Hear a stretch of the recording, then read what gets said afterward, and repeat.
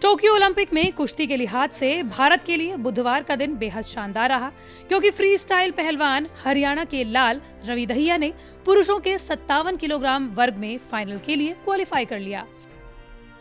हालांकि मुकाबले में सोशल मीडिया में ऐसे फोटोज और वीडियोस वायरल हो गए जिसमें दिख रहा है कि विपक्षी खिलाड़ी मुकाबले के दौरान देर तक रवि दहिया को दांत से काटता हुआ दिखाई दे रहा है, लेकिन ये भारतीय खिलाड़ी अंत तक डटा रहा।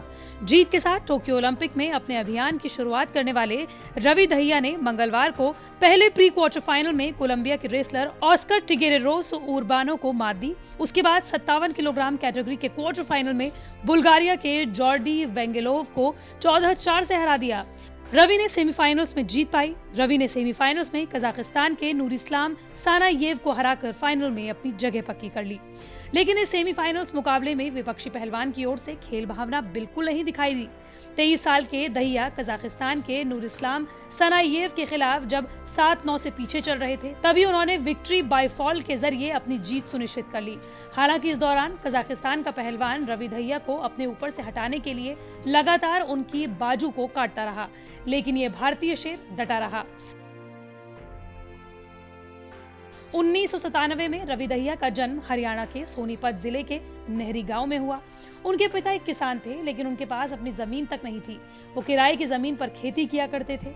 10 साल की उम्र से ही रवि ने दिल्ली के छत्रसाल स्टेडियम में ट्रेनिंग शुरू कर दी। रवि दहिया को पहलवान बनाने में उनके पिता का बहुत बड़ा हाथ है। आर्थिक तंगी होने के बावजूद उन्होंने अपने बेटे की ट्रेनिंग में कोई कसर नहीं छोड़ी।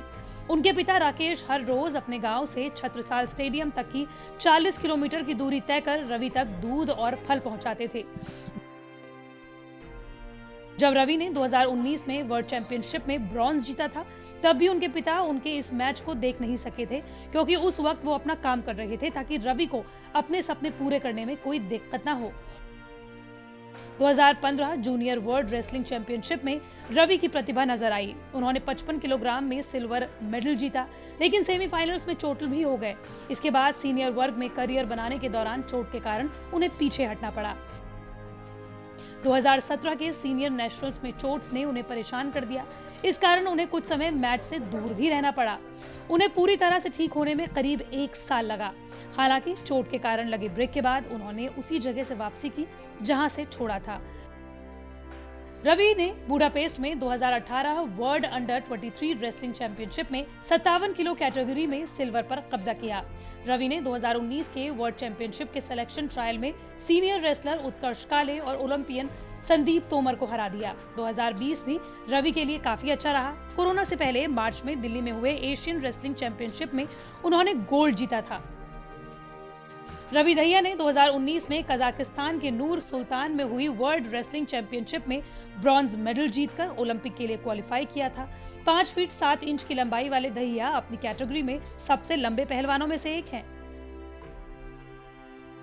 बहरहाल टोक्यो ओलंपिक के फाइनल में पहुंचते ही रवि दहिया ने कुश्ती में भारत के लिए पदक पक्का कर लिया है और अब सबकी निगाहें स्वर्ण पदक पर टिकी हुई हैं। ब्यूरो रिपोर्ट, पंजाब तक।